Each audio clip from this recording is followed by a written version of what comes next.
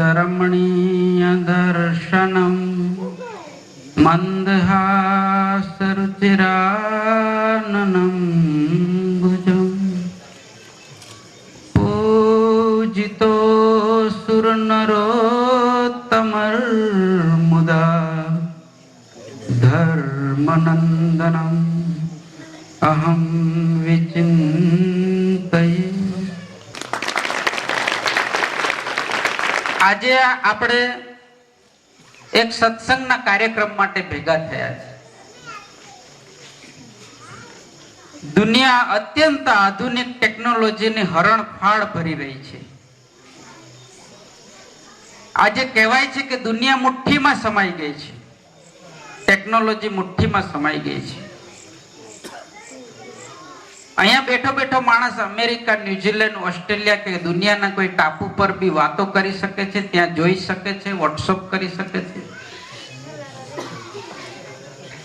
ભારત દેશે મંગળ ઉપર જે ઉપગ્રહ છોડ્યો, આપણે જાણીએ છીએ કે રિક્ષાના ભાડા કરતા પણ ઓછી કિલોમીટરની કિંમતમાં મંગળ સુધી 60 કરોડ કિલોમીટર આપણે ઉપગ્રહ છોડ્યો।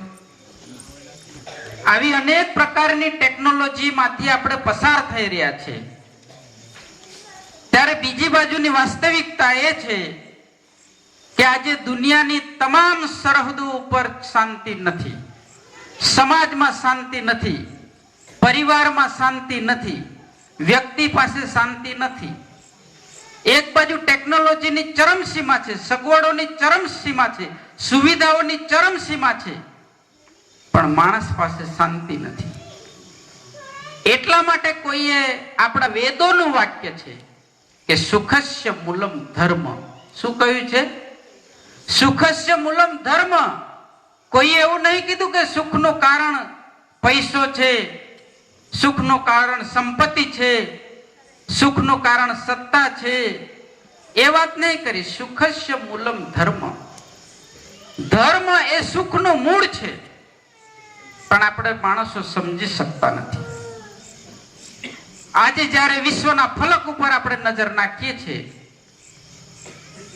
સમાજની વચ્ચે નજર નાખીએ છીએ, આટલી બધી પ્રગતિ દુનિયાએ કરી છે, ભારત પણ એ પ્રગતિની અંદર જોડાઈ ગયો છે, પણ આજે સમાજ પાસે કઈ મિલકત છે? આજે સમાજે શું પ્રાપ્ત કર્યું છે? પૂછી જાઓ મા બાપને, પૂછી જવું યુવાનને, પૂછી જવો સમાજના મોવડીઓને, સમાજમાં કેવી ઘટનાઓ બને છે।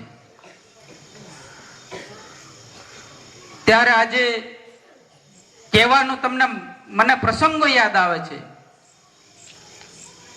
કે એક પોતાના પતિની કિડનીના ઓપરેશન માટે રાખેલા રૂપિયા પોતાના દીકરાની મેડિકલ કોલેજની ફી માટે ભરી દીધા। પોતાનો પતિ ગુમાવ્યો માતાએ, દીકરાને ડોક્ટર બનાવ્યો, પણ આજે એ માતા અમદાવાદના એક મંદિરના પગથિયા ઉપર બેહીને ભીખ માંગીને ઓશિયાળું જીવન જીવે છે। પોતાના 2 દીકરાઓને સારી રીતે ભણાવી ગણાવીને અમેરિકાના સગા કરીને દીકરીઓ સાથે પરણાઈને અમેરિકા મોકલ્યા, પણ એ 2 દીકરા ઇન્ડિયા આવીને કરોડપતિ મા બાપને મકાન અને મિલકત વેચાવીને છેતરીને સુરતના ફૂટપાથ ઉપર ઉતારીને જતા રહ્યા। હું તમને આ પ્રસંગો એટલા માટે કહું છું, આજે 4 દીકરાઓ, આ નવા વર્ષ પહેલા પેપરમાં લેખ આવેલો કે 4 દીકરાઓને દરેક પાસે 1.25 કરોડ રૂપિયાનો બંગલો છે, પણ પોતાના મા બાપને વૃદ્ધાશ્રમ માંથી ઘરે લાવીને દિવાળી ઉજવવા પણ નહીં લઈ આવ્યા। જગમગતી રોશનીઓથી બંગલો શણગાર્યો છે, પણ હૃદય અને એના દિલની અંદર રોશની નથી, ત્યાં તો કાળી અપાસ છે। આજે દુનિયાએ આ પ્રાપ્ત કર્યું છે, સમાજે આ પ્રાપ્ત કર્યું છે, આવું કેમ થયું છે? આનો વિચાર કર્યો છે આપણે? શું માણસનું સુખ ટીવી, મોબાઈલ, ઇન્ટરનેટ એની અંદર છે? માણસનું સુખ ખાલી ગાડી, બંગલાની અંદર છે? માણસની સલામતી ખાલી ટેકનોલોજી, મિસાઇલ ના અણુબોમ્બની અંદર છે? તમારી પાસે કરોડો કરોડો રૂપિયા હશે, પણ હું કાયમ કહું છું કે દીકરાના હાથ અને મા બાપના ચરણાવિંદ વચ્ચે 2.5 ફૂટનું છેટું છે. કેટલું છે?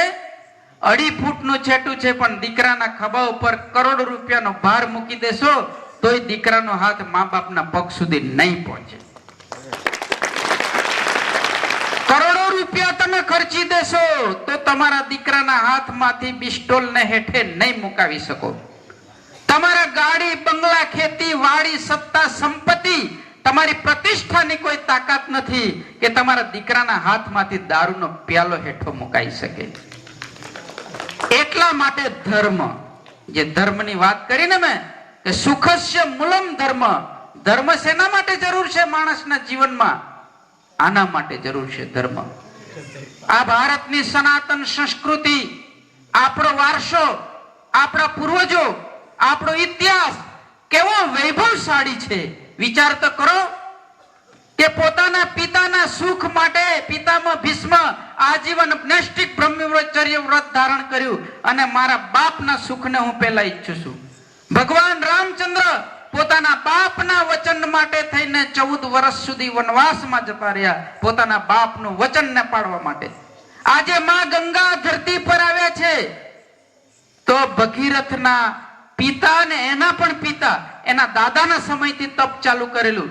ભગીરથ જન્મ્યો ત્યારે એના પિતા તપ કરીને મરી ગયા હતા, એના બાપાએ તપ કરી લીધું હતું અને ભગીરથે 3 પેઢી તપ કર્યું. મારા દાદાની ઈચ્છા છે કે માં ગંગાને સ્વર્ગમાંથી પૃથ્વી પર લાવવાની, એ ઈચ્છા મારા દાદાની હતી, મારા બાપાની હતી ને એના દીકરાએ તપસ્યા કરી ત્યારે માં ગંગા ધરતી પર આવ્યા. આ આપણો ભારતની સનાતન સંસ્કૃતિનો ઇતિહાસ છે. આપણે દેશ એવો અદ્ભુત છે કે એવા સમયે એવા રત્નો પાક્યા છે. દેશને આઝાદી વખતે જરૂર હતી ત્યારે ભગતસિંહ જેવા નવયુવાનો દેશ માટે ખપી ગયા, ફાંસીના માંચડે ચડી ગયા. 21 વર્ષની ઉંમર હતી, હજુ તો પૂરી મૂછો પણ ફૂટી નથી અને દેશના માટે પોતે ફાંસીના માંચડે ચડ્યા. કોઈ પૂછ્યું ભગતસિંહને તમારે કઈ કહેવું છે? અને ત્યારે ભગતસિંહે કીધું તું કે મરકર ભી ના નિકલેગી વતન કી ઉલ્ફત સાથીઓ, મેરી મિટ્ટી સે ભી ખુશ્બુએ વતન આएगी. આ ખુમારી હતી આ દેશના યુવાનોની અંદર. એમને જ્યારે સતલજ નદીના કિનારે લાકડાઓને કેરોસીન છાંટીને અંગ્રેજ સેનાએ સળગાવી દીધા ત્યારે એને રાખને માથે ચડાવવા માટે લોકોએ પડાપડી કરેલી. આ ઇતિહાસ છે આપણા પૂર્વ યુવાનોનો. છત્રપતિ શિવાજી મહારાણા પ્રતાપ, કેનો બાપ એને કહેતો હતો મહારાણા પ્રતાપને કે તારી માં બહુ દયાળુ છે પણ તું એને દયાને સેવા સરબરાહમાં નહીં આવી જતો. કોઈ દિવસ માતૃભૂમિ માટે, કોઈ દિવસ સ્વાભિમાન માટે, કોઈ દિવસ ધર્મ માટે લડવું પડશે, વન ભટકવું પડશે. તારી હાથની હથેળીને પગની પાનીને કોઈ દિવસ છુવાડી ના થવા દેતો. આ બાપ સમજાવતો દીકરાને. છત્રપતિ શિવાજીને એની માં મોતના પારણામાં ઝુલાવતા પાઠ શીખવાડતી હતી કે બેટા આજે રમવું હોય તો રમી લે ચકલી સાથે, આજે રમવું હોય તો રમી લે પોપટ ને ઘૂઘરા સાથે, આજે ધાવવું હોય તો ધાવી લે. અને એક દિવસ કે તારા હાથમાં રાતી ભંભોળ હશે અને એક દિવસ તું રણ મેદાનમાં હોય ત્યારે મુઠ્ઠી ધાન ખાવાની વેળા નહીં મળે, એવું આ દેશની ક્ષત્રાણી કહેતી હતી. આ આપણો વારસો છે. મારો કહેવાનો મતલબ એટલો છે. હું તમને જુદી વાત કહેવા જઈ રહ્યો છું કે સ્વામી તમને એમ કે શા માટે આ ઇતિહાસ કહે છે. આ વાત એટલે કહું છું કે આ દેશના યુવાનો ધર્મ માટે મરતા હતા, આ દેશના યુવાનો સીમાડા સાચવવા માટે મરતા હતા, આ દેશના યુવાનો મા બાપની આન બાન અને શાન માટે મરતા હતા, આ દેશના યુવાનો ગૌરવ માટે મરતા હતા, માનવતાના મૂલ્યો માટે મરતા. એ આપણે ભારતની સનાતન સંસ્કૃતિની ઓળખાણ છે. અને આજે કોઈ જગ્યાએ જઈએ છે અને કોઈ પૂછે શું થયું તું, તો કે છોકરી સાથે પ્રેમમાં નિષ્ફળતા ગઈ ને હતાશ થઈને ઝેર પી લીધી હતી કપાસમાં છાંટવાની. આજે કોઈને પૂછીએ છે કોઈના મરણની અંદર જુવાનથી જોત દીકરો શા માટે ગયો, તો કે બહુ દારૂ પીતો હતો ને એટલે કે લીવર ખલાસ થઈ ગયું હતું. એના બાપાએ ઘણી દવા કરાવી, ઘણા ટેસ્ટ કરાયા, ઘણા ડોક્ટરે ફર્યા, ઘણી જગ્યાએ ફર્યા કે ખેતર વેચાઈ ગયું, પૈસા પૂરા થઈ ગયા પણ કે ના બચ્યો. ઘણી જગ્યાએ જઈએ છે ને પૂછીએ છે કેમ મરી ગયા, તો કે પડીકીને બહુ ટેવ હતી ને કે કેન્સર થઈ ગયું. કે 2 વાર ઓપરેશન કરાય તું પણ પાછું ઉથલો માર્યો કે ના બચ્યો. જે દેશના યુવાનો ધર્મ માટે મરતા હતા, સરહદ માટે મરતા હતા, સીમાડા માટે મરતા હતા, સંસ્કૃતિ માટે મરતા હતા, સિદ્ધાંતો માટે મરતા હતા, એ દેશના યુવાનો આજે દારૂ માટે મરી જાય છે, પડીકી માટે મરી જાય છે, છોકરી માટે મરી જાય છે, મોજ શોખ માટે મરી જાય છે. આ આપણો વારસો છે. આ દેશની ક્ષત્રાણી એક વખતનો મને પ્રસંગ યાદ આવે છે કે એના દીકરો એની માને પૂછવા આવ્યો કે માં, આપણા એમ કે વિધર્મીઓ આપણી ગાયોને હાંકી જાય છે તો કે હું એને પાછી વાળવા માટે જઉં કે? ત્યારે એની માએ કીધું કે બેટા, આજે તું મને પૂછવા આવ્યો ત્યારે મને યાદ આવી ગયું કે તું નાનો હતો ને ત્યારે હું મોડી પડી એમાં તને મારી દાસીએ ધવડાવી દીધેલો. મને ખબર પડી ત્યારે તને મેં ઉલટો કરીને બધું ઓકાઈ નાખેલું કે, પણ એકાદ ટીપું તારા પેટમાં દૂધ જતું રહ્યું ને એટલે તું મને પૂછવા આવ્યો કે, બાકી ધર્મની વાત આવી હોત ને ત્યારે તું કા જીતીને આવીને મને કીધું હોત કે હું વિદર્ભીઓને ભગાડી આવ્યો છું, અને કાં તો તું રણભૂમિમાં મરાયો હોત, પાડીયો થયો હોત ને ગામના લોકોએ મને સમાચાર આપ્યો હોત કે માં, તમારો દીકરો ધર્મ માટે એને બલિદાન આપ્યું છે, આ કીધું હોત કે. આ દેશની રજપૂતાણી, એક ક્ષત્રાણી, એક માં, એક ટીપું દૂધ અભડાઈ ગયું એની ચિંતા કરતી હતી, એક ટીપું દૂધ અભડાઈ ગયું એના માટે અફસોસ કરતી હતી, એક ટીપું દૂધ અભડાઈ ગયાની શંકા કરતી હતી. અને આજે તમારા દીકરાઓ 1.5 લીટરનો દારૂ પીને આવે છે, તમને શંકા નહીં થતી?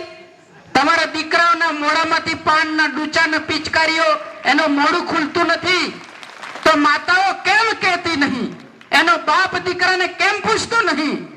મા બાપ દીકરાઓને, સંતાનોને કેમ એવું પૂછતા નહીં કે તમારા મિત્રો કે કોણ છે, કોની સાથે તું જાય છે, કેમ તને આજે મોડું થયું, એવું તમે કેમ પૂછતા નથી? અને એટલા માટે આ પૂછતા નથી ને નહીં પૂછવાનો ગુનો કર્યો છે. દીકરાઓ પર શંકા નહીં કરતા તમે, એનો ગુનો કર્યો છે. અને એટલા માટે આ કળિયુગનો પગ પેસારો આપણા ઘરની અંદર થઈ ગયો છે. એટલા માટે આટલી આવી બધી સમસ્યાઓનો આપણે બધા ભોગ બની રહ્યા છીએ. અને એટલા માટે આ હું તમને કહું છું કે સુખસ્ય મૂલમ ધર્મ, સુખનું મૂળ ધર્મ છે. આપણા ઘરમાં ધર્મ જોશે, આપણા ઘરમાં સત્સંગ જોશે, આપણા ઘરમાં ભક્તિ જોશે. ગમે એટલી દુનિયાની તાકાત હોય, અમેરિકા જેવા મહાસુપર શક્તિશાળી દેશ, એને ચિંતા નથી કે અમારા ઉપર કોણ હુમલો કરશે. દુનિયાની કોઈની તાકાત નથી સીધો અમેરિકા ઉપર હુમલો કરી શકે. આ પૃથ્વીને 18 વખત લિક્વિડ બનાવી શકે એટલો દારૂ ગોળો અમેરિકાએ ભરી રાખેલો છે. જે અત્યારે આપણે ઇન્ટરનેટ વાપરીએ છીએ તો બીજા વિશ્વ યુદ્ધની અંદર અમેરિકાની મિલિટરી ઇન્ટરનેટ વાપરતી હતી. એટલી સુપરસોનિક અમેરિકાની ટેકનોલોજી છે. એની અમેરિકાને ચિંતા નથી, એના રોડ ને રસ્તા ને બંગલા ને ફેસિલિટીની એની ચિંતા નથી અમેરિકાને. પણ આજે અમેરિકાને ચિંતા છે સમાજની, કે આજે અમેરિકાની અંદર 500 ટન ઊંઘની ગોળી રોજના ખવાય છે. 100 મલ્ટીમિલિયનર માણસો ન્યુયોર્ક શહેરની અંદર આત્મહત્યા કરીને મરી જાય છે. દુનિયાની અજાયબી જેવો દેશ નાયગ્રા દરરોજના એક કપલ આત્મહત્યા કરે છે. 884 સ્કૂલો છે ન્યુયોર્ક ની અંદર, મેટલ ડિટેક્ટર વપરાય છે. કોઈ અંદર ઘૂસીને કોઈને ગોળી તો નહીં મારી દે ને. અમેરિકામાં સર્વે થયું તો 58% યુવકો અને 16 વર્ષથી નાના યુવકો ને યુવતીઓ ડ્રગ્સ ને સેક્સ ના રવાડે ચડી ચૂકેલા છે. 10 લાખ દીકરીઓ દર વર્ષે કુંવારી માં બને છે. સ્વિટ્ઝરલેન્ડ દુનિયાનો સ્વર્ગ કહેવાય છે. એ દેશની અંદર 20 લાખ બાળકોના મા બાપના સરનામા. આ હું તમને દુનિયાની તરક્કી, દુનિયાની પ્રગતિની વાત કરું છું. એટલા માટે કહું છું, રૂપિયાની તાકાત નથી, સંપત્તિની તાકાત નથી, મિસાઇલની તાકાત નથી, અણુબોમ્બની તાકાત નથી કે તમને સુખી કરી શકે, તમારા ઘરમાં શાંતિ આપી શકે, તમારા ઘરમાં પ્રેમ પ્રગટાઈ શકે.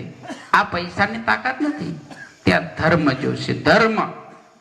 પણ આપણે તો જાણે નહીં, અમરપટો લખાઈને આયા હોય કે હવે તો મરવાના જ ના હોય, એવી બધી તજવીજ જાય. ગાડી ને બંગલો ને અમે તો સ્વિફ્ટ લઈ આવ્યા છે, અમે તો આ કરી દીધું, દીકરાના લગ્ન લીધા છે, ફલાણું કર્યું છે, ઢીકણું કર્યું છે. પણ નહીં કીધું કે શેરડીના સાઠામાં ઈયળ પડી હોય એને કેટલા દિવસ મજા હોય? ચારે બાજુ ગળ્યું, આડોટવા ઊંઘવું, આમાં તેમાં બધું ગળ્યું જ છે. પણ શેરડીના સાઠામાં ઈયળ પડી હોય ને એમ એવું આપણું જીવન છે. આપણને બધે મજા લાગે છે, પણ કાળનો ચક્ર ફળે છે. શેરડીના સાંટા ચીચોડામાં જશે ને ત્યારે યડના ભૂકા નીકળી જશે. એમ ભગવાનનું કાળ ચક્ર ચાલે જ છે, ખબર નહીં પડે. ભાઈ ને શું થયું, પેપર વાંચતા હતા કે અમને કીધું ચા લઈ આવો, ચા લઈને આવો તેટલામાં તો આમ થઈ ગયા હતા, ખબર જ ના પડી ગઈ. પેલા કે માસ્ટર કે હાંજે તો અમારે વાત થયેલી ફોન ઉપર ને હવારે તો આવા સમાચાર આવ્યા.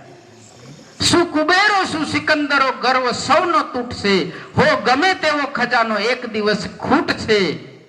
કાળની કરડી નજરથી કોઈ નથી બચવાનું, આજે ફૂટી છે પ્યાલી તો કાલે કુંજો ફૂટશે. બધાનો વારો ફરતી વારો છે. પણ આપણને કોઈ દિવસ એમ નથી મન થતું કે ભગવાનની ભક્તિ કરી લઈએ, સત્સંગ કરી લઈએ, સુખના માર્ગે ચાલીએ. અમારા સ્વામિનારાયણ ભગવાન વખતે રોજકાના કાકાભાઈ કરીને હરિભગત હતા. તાવ આવ્યો માણસને, તાવ આવ્યો એટલે એ માણસે નક્કી કરી લીધું ઘર બાર ઢોર ડાકર જમીન મકાન બધું જ વેચીને સવારે તો ગઢડા પહોંચી ગયા ભગવાન સ્વામિનારાયણના ચરણોમાં, મૂકી દીધું પોટલું. ભગવાન સ્વામિનારાયણ કે આ શું છે? બસ કે ઘર બાર જમીન બધું વેચીને આવ્યો છું ને આ લક્ષ્મી કે ધર્મના કાર્યમાં વાપરો. કે સ્વામિનારાયણ ભગવાન કે કેમ કાકાભાઈ આવું કર્યું તમે? ત્યારે કાકાભાઈ કીધું કે મહારાજ મને તાવ આવ્યો હતો અને ત્યારે મને લાગી ગયું કે ચાલો આ શરીરનો તો કોઈ ભરોસો નહીં, આજે છે ને કાલે નથી, અને આ લક્ષ્મી પડી રહેશે, કોઈના કામમાં સદુપયોગમાં નહીં આવે, ધર્મના કામમાં નહીં આવે, સત્સંગના કામમાં નહીં આવે, અને આ બધું એડે જ છે, આનું કોઈ મને પુણ્ય ના મળે.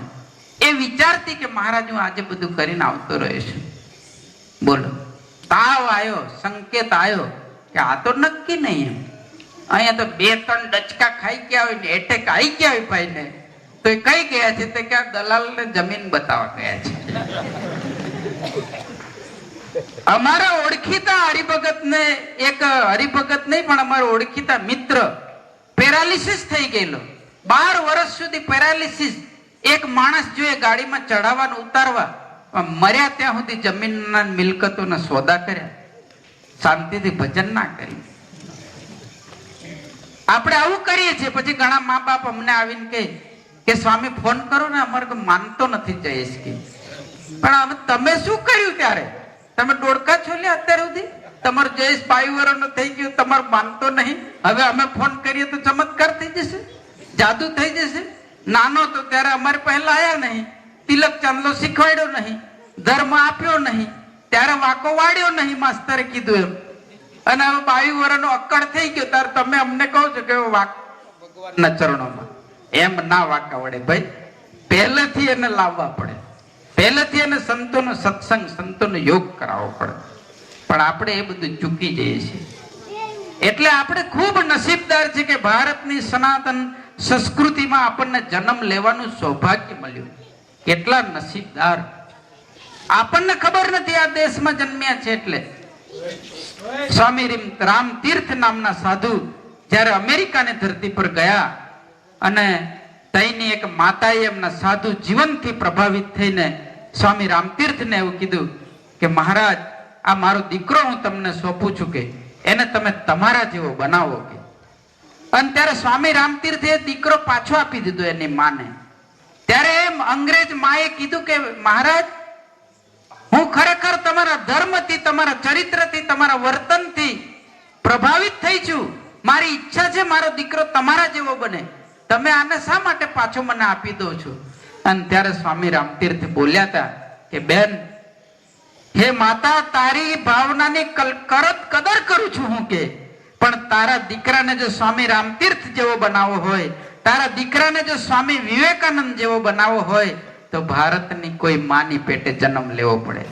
એ અમેરિકાની માની પેટે જન્મ લેવે, ત્યાં નરસિંહ ના પેદા થાય, ત્યાં મીરા ના પેદા થાય.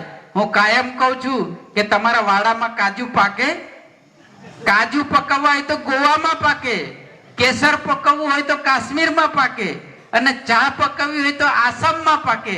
એના માટે આબોહવા જોઈએ. શું જોઈએ? આબોહવા જોઈએ. ભારતની ધરતી ઉપર એવી આબોહવા છે કે ભારતની ધરતી ઉપર અયોધ્યા છે, ભારતની ધરતી ઉપર વૃંદાવન છે, ભારતની ધરતી ઉપર માં ગંગા છે, ભારતની ધરતી ઉપર જગન્નાથ છે, ભારતની ધરતી ઉપર સોમનાથ છે, ભારતની ધરતી ઉપર દ્વારકા છે, ભારતની ધરતી ઉપર વડતાલ છે, ભારતની ધરતી ઉપર સંતો છે, ભગવાન રામચંદ્ર કૃષ્ણ સ્વામિનારાયણ ભગવાન, સંતો પરમહંસો, એ આ વારસો છે.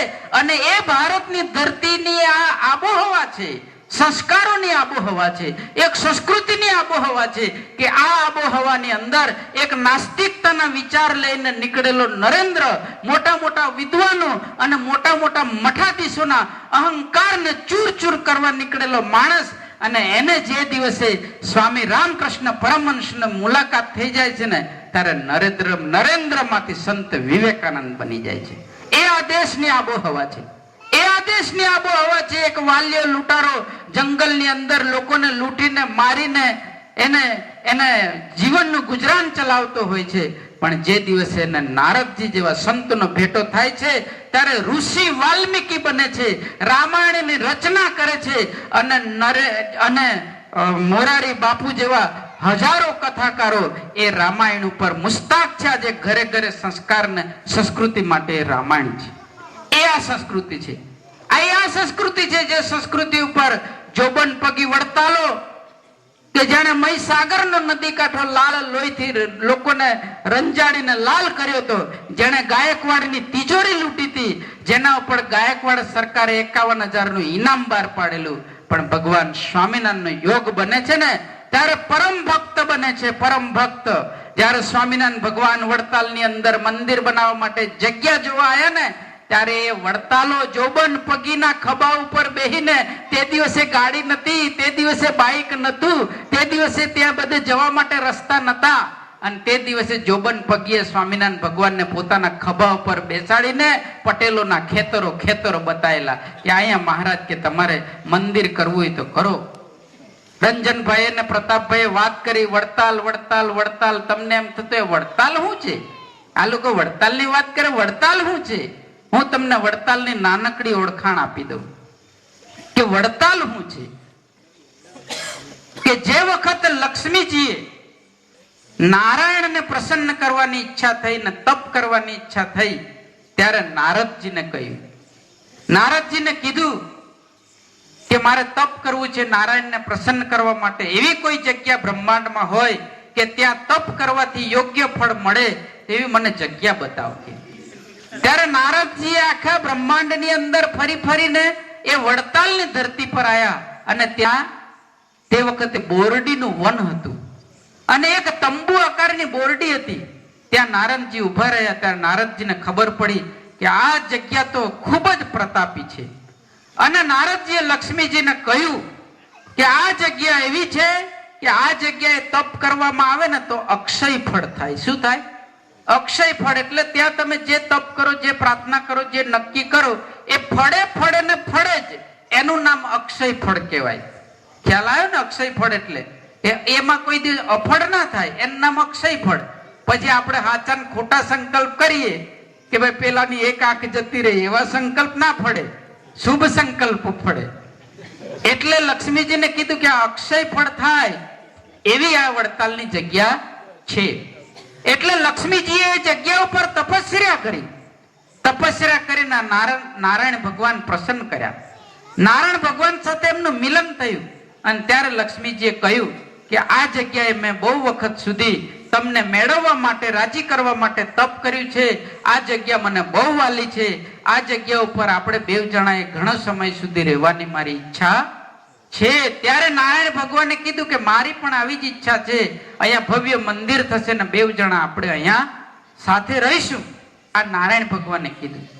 ત્યાર પછી સ્વામિનારાયણ ભગવાન આવ્યા, અને સ્વામિનારાયણ ભગવાને એ બોરડી હતી એ જ જગ્યાને પસંદ કરી અને એ જ જગ્યાએ મંદિર બનાવ્યું.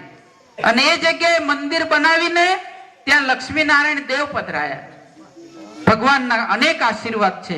અને સ્વામિનારાયણ ભગવાને પૃથ્વી ઉપર આવીને એકમાત્ર પોતાનું સ્વરૂપ જો કોઈ જગ્યાએ પધરાયું હોય તે વડતાલની અંદર પધરાયું. એટલે હું કહું છું કે જ્યાં લક્ષ્મીજીએ તપ નતું કર્યું ત્યારે પણ એ ધરતીની એટલી તાકાત હતી કે તમને અક્ષય ફળ આપે. પણ ત્યાર પછી તો લક્ષ્મીજીએ તપ કર્યું, તે ધરતીને કેટલી બળવાન થઈ.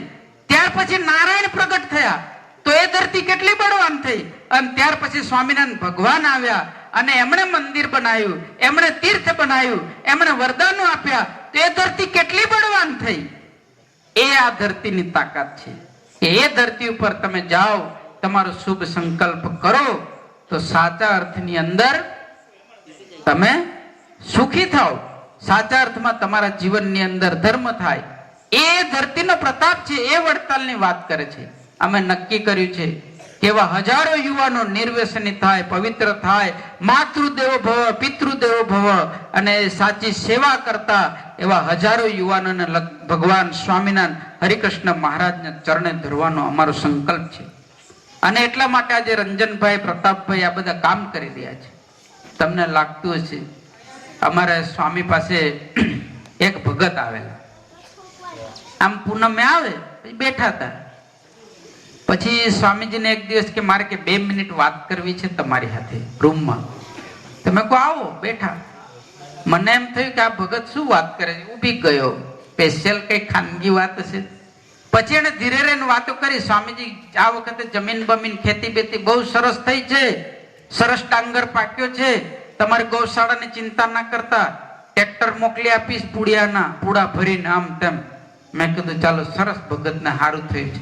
પછી કે સ્વામી આ વખતે તો આપણે કે જોરદાર મકાન બાંધી પાડ્યું, કે 8-10 ગાળા કે બધું બનાવી દીધું, સરસ મકાન. તો કેશવ સ્વામી કે લે તમારે તો બહુ સારું થઈ ગયું. પછી ધીરે રહીને કે સ્વામી દીકરાના 2 દીકરા છે ને એના માટે હું ગાળા બનાવી દીધા કે. તો કેશવ સ્વામી કે લો તો અતિ ઉત્તમ થઈ ગયું, તમારે કઈ ચિંતા કરવાની રહી નહીં. અને પછી તો ધીરે ધીરે બોલતા બોલતા ડહોકું લેવા માંડ્યા, એકદમ ગડગડા થઈ ગયા, રડવા માંડ્યા, આંખમાં જળજળ્યા, આંસુ પડી ગયા. અમે બે સંતો વિચાર કરીએ કે આ ભગત અત્યારે સારી વાતો કરતા હતા, ખુશીની વાતો કરે છે, આ રડવા કેમ માંડ્યા? ત્યારે કે સ્વામી તમને પ્રાર્થના કરવા આવ્યો છું કે મારા દીકરાને કઈ કેમ કે સુધારો, એનામાં કઈ પરિવર્તન આવે. તમે ભગવાનને પ્રાર્થના કરો કે આખો દિવસ સૂન મૂન થઈને બેસી રહી. તો મને એમ કે કઈક મગજની તકલીફ છે, ગાંડો થયો છે? તો કે ના સ્વામી એવું નહીં, કે એને દારૂ પીવાનો કુસંગ લત લાગી ગઈ છે, એટલે આખો દિવસ સુનમુન બેહી રહે છે અને 6:30 વાગ્યા પછી પીવે, પછી તાકાત આવે છે અને પછી તોફાનો કરે છે, પછી કે મારે મારવો પડે છે કે. અને આ ઘરમાં કળિયુગ છે સ્વામી કે આનો કંઈક તમે વિચારો. આ જે સત્સંગની જરૂરિયાત આ છે. અમારા એક હરિભગત છે લીંબડીના, એને દીકરી માટે હગા કરવા ગયેલા. તે અમારા આયા ઉતારો કર્યો તો મને કે સ્વામી ક્યાં ગયા હતા? તો કે બસ દીકરીનું લગ્ન થયા છે ને થોડી નક્કી કરવાની વાતો હતી એટલે ગયેલા. મેં કીધું શું નક્કી કરવાનું હતું? કઈ જણસ ના આવું તેવું લેવડ દેવડની વાત હશે? તે કે ના ના, એ તો બધું સ્વામી જે હશે તે બધું પહોંચી વળશું કે. તો પછી શું નક્કી કરવા ગયા હતા? ત્યારે કે અમે એ નક્કી કરવા ગયા હતા, અમે વેવાઈને એ કહેવા ગયા હતા કે અમારી દીકરી નાનપણથી સત્સંગી છે, એને ભગવાનનો દીવો બત્તી પૂજા કરવાની ટેવ છે, ભગવાનનું ધ્યાન કરવાની ટેવ છે, તમે એને કરવા દેશો ને લગ્ન પછી? અમે એ નક્કી કરવા ગયા હતા. અમારી દીકરીને 11 કરવાની ટેવ છે, તમે એને કરવા દેશો ને? અમે એ પૂછવા ગયા હતા. અમારી દીકરી નાનપણથી લસણ ડુંગળી ખાધું નથી, એટલે તમે અમારી દીકરીને આ નિયમ પાડવા દેશો ને સાસરીમાં? અમે એ નક્કી કરવા ગયા હતા. વિચાર કરો, આનું નામ સત્સંગ કહેવાય, આની નામ પસંદગી કહેવાય. ને તો ઘણા તો એમ કે જમાઈ નક્કી થયું છે, થોડી ટેવ છે એમ કે પીવાની, પણ લગ્ન થશે ને પછી ઉતરી જશે. લગ્ન થશે પછી ઉતરી જશે? એવા કોઈ દાખલા જોયા છે? લગ્ન થાય પછી ઉતરી ગયા ને? મારી પાસે મારા ઓળખીતા જ હરિભગત ની વાત આવી. મને કે સ્વામીજી એક્સ MLA છે, એનો દીકરો છે. મેં ખૂબ જ સરસ કીધું, પણ સ્વામી એક તકલીફ છે પણ કરી નાખીએ કે. મેં કહું શું તકલીફ છે? કે હવે પીવાની થોડી ટેવ આદતે ચડી ગયો છે, પણ બધા કહે છે કે હવે લગ્ન થશે તો સુધરી જશે. મેં કીધું દીકરીને ઘરે બેહાડી રાખજો, ના લગ્ન થાય તો ચાલશે, ભગવાને તમને ખોડી દીધી છે પાલવી લેજો, પણ એ દારૂડિયા હાથે લગ્ન નહીં કરાવતા. અને ભગવાનની સાક્ષીએ કહું છું કે 6 મહિના થયા ને સમાચાર મળ્યા કે ભાઈ બહુ આદત હતી, પેલો મરી ગયો તો વિધવા થાત ને, પેલી છોકરી વિધવા થાત ને.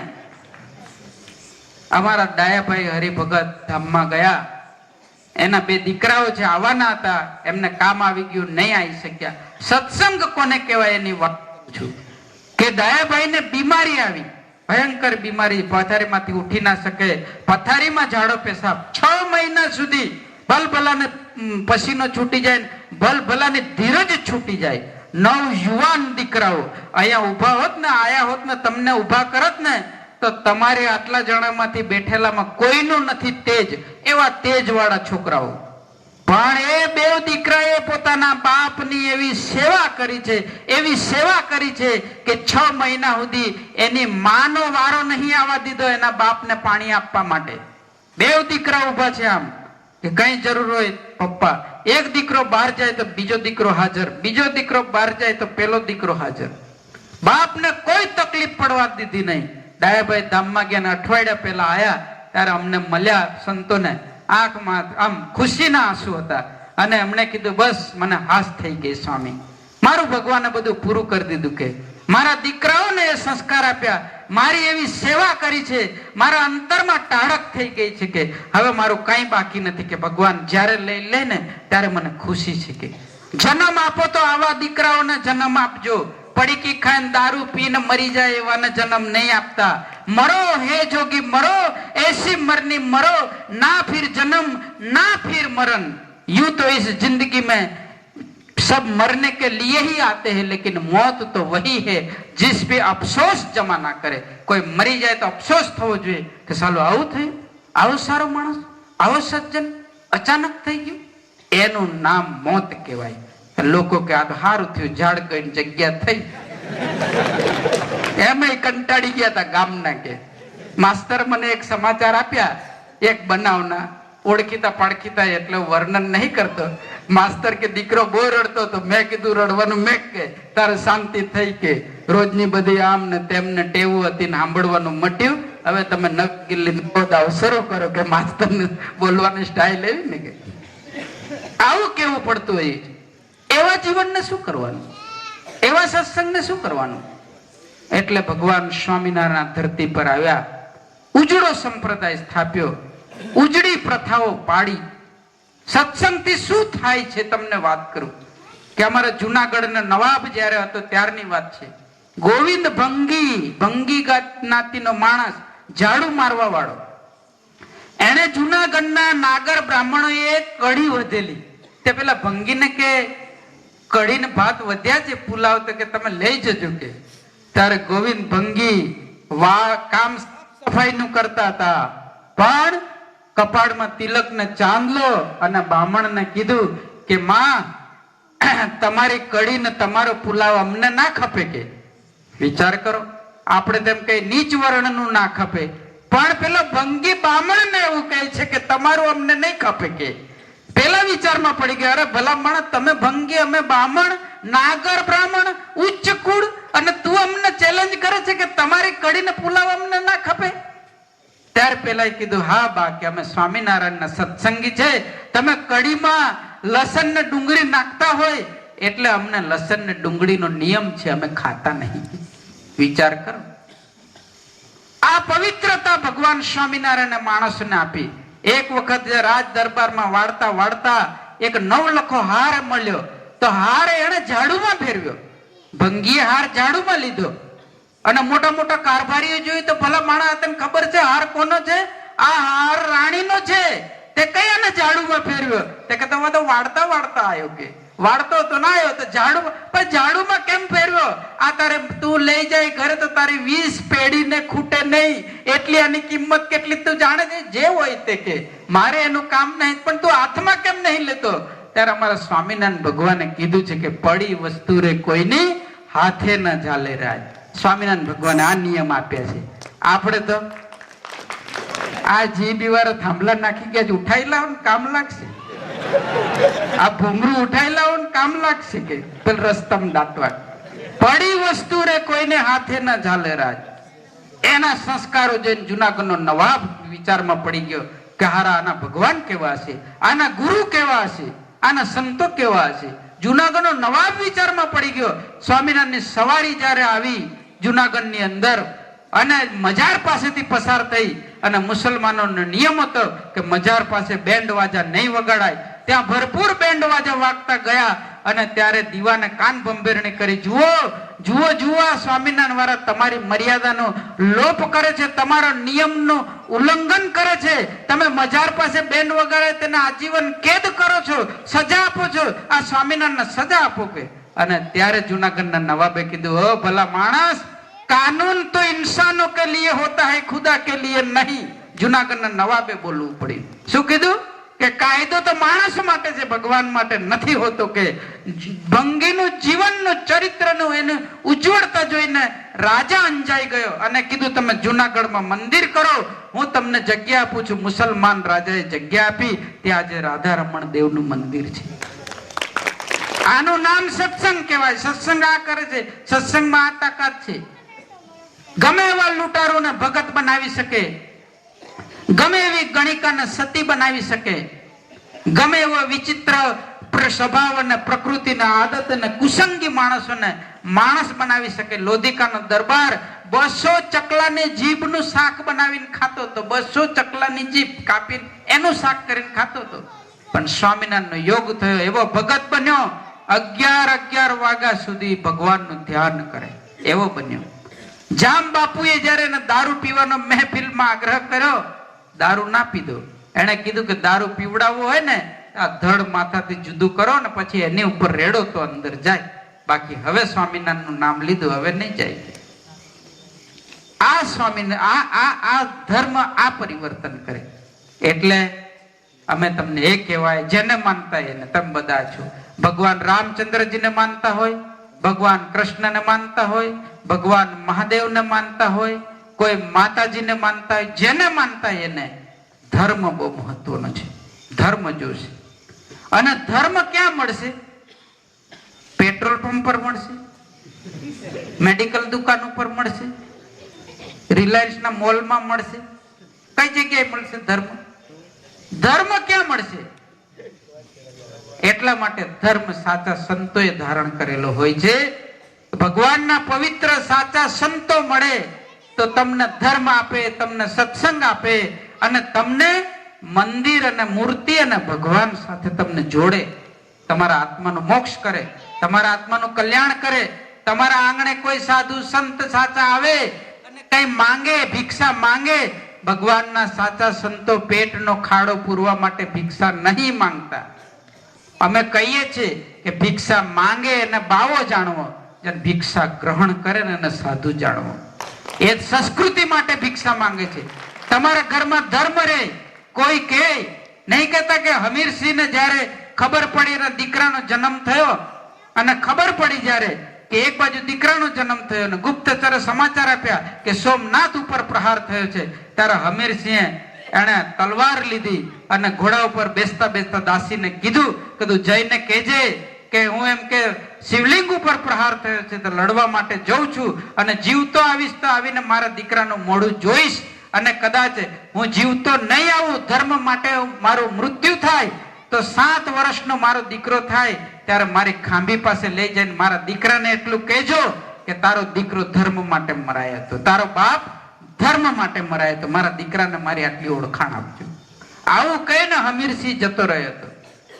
આવું કોઈ કહે છે? આવું કોઈ દીકરાને ઓળખાણ આપે છે? આવો કોઈ રસ્તો દીકરાઓને ચીંધે છે? એટલા માટે આપણા જીવનમાં સાચા સંત હશે તો આપણને આ માર્ગ બતાવશે. સાચા સંત હશે તો આપણા જીવનમાં, આપણા પરિવારમાં પ્રેમ, આપણા પરિવારમાં ધર્મ, આપણા પરિવારમાં શાંતિ, આપણા પરિવારમાં નિર્વ્યસન તો થશે. ન તો અત્યારે જુવાન દીકરાઓ, જુવાન વહુઓ અને નાના બાળકો ગરડા મા બાપને ઉપર બોજો નાખીને જતા રહે છે. આવી પરિસ્થિતિમાંથી આપણે પસાર થઈ રહ્યા. એટલે આજના શુભ ને મંગલકારી દિવસે સરસનું આયોજન કર્યું. માસ્તરને તમે બધાએ ખૂબ રુચિ રાખી. મારા માટે આ પ્રદેશ નવો નથી. 20 વર્ષથી આ બધા વિસ્તારની અંદર ગામડે ફરેલો છું. તમારા મકાઈના રોટલા ભાજી મેં ખાધેલા છે. આ તો છેલ્લે 8-10 વર્ષનું વેકેશન પડી ગયું હતું કે અમે મંદિર કરતા હતા. 2 સંતો અને બધું કરવાનું અમે નીકળી નતા શકતા, પણ હવે અમારે ત્યાં સ્વામિનારાયણ હાલોલ મંદિરમાં હરિકૃષ્ણ મહારાજ અને ઘનશ્યામ મહારાજ બિરાજી ગયા છે અને એ અમને કહે છે કે અમે હવે અહીંયા કેમ્પસમાં છીએ, બધું સાચવી લઈશું, તમે ચિંતા નહીં કરતા, હવે તમે ગામડે ગામડે જાઓ. એવા યુવાનો, એવા પરિવારો અને સાચો સત્સંગનો રસ્તો મળે એટલા માટે અમે નક્કી કર્યું છે. હવે આપણે આવીશું, સત્સંગ કરીશું, મળીશું અને જે યુવા પ્રવૃત્તિનું અભિયાન લીધું છે એ પ્રવૃત્તિની અંદર યુવાનો જોડાય. આ શરૂઆતના દિવસોની અંદર જ્યારે હું 20 વર્ષ પહેલા આવ્યો ત્યારે આ પ્રતાપભાઈ છે, અમારા દાસભાઈ છે, અમારા નિલેશભાઈ છે, અમારા માસ્તર છે, આ બધી અમારી મોડાસરના નરેન્દ્રભાઈ, પછી આ ભીમસિંહભાઈ છે, આ પ્રવીણભાઈ છે, એ પેઢી તે વખતની કે જ્યારે હું 20 વર્ષ પહેલા આ વિસ્તારમાં આવ્યો ત્યારે આ બધા સત્સંગમાં આવ્યા. સત્સંગના માર્ગે આ ભાઈલાલભાઈ ને બધા એમનું દવાખાનાનું નાનું ક્વાર્ટર હતું, એની અંદર બી અમે ઉતરતા હતા, રાત રોકાતા હતા. એ સમય હતો અને તે વખતના આ જે બધા હરિભક્તો તૈયાર થયા, આમાં રાજુ બધા, તો આજે જ કાર્યકર્તા થઈ ગયા. આજે બીજા 10-20 યુવાનોને સમજાવે, ધર્મનો માર્ગ બતાવે એવા થઈ ગયા, ધર્મનું અનુસરણ કરતા થઈ ગયા. ને હવે અમે એટલે આયા છે કે હવે પ્રવીણભાઈ નો દીકરો લગ્ન કરે એવો થઈ ગયો છે, ભૈલાલભાઈ ના દીકરા એન્જિનિયર થઈ ગયા, કદાચ લગ્ન થઈ ગયા, બરાબર ભૈલાલભાઈ? અને અમારા પ્રતાપભાઈ ના દીકરા મોટા થઈ ગયા, દાસભાઈ ના દીકરાઓ MSc થઈ ગયા ને નોકરી કરતા થઈ ગયા, ને આમાં રંજનભાઈ નો દર્શન ને બધા મોટા થઈ ગયા. એટલે હવે મેહુલ કુમાર ને બધા જે યુવા અમારી મંડળી બધી છે, હવે અમારે આ બધા અમારા વડીલો બની ગયા. મારા 20 વર્ષ પહેલાના જે યુવા પ્રવૃત્તિના જે માણસો હતા એ વડીલો બની ગયા.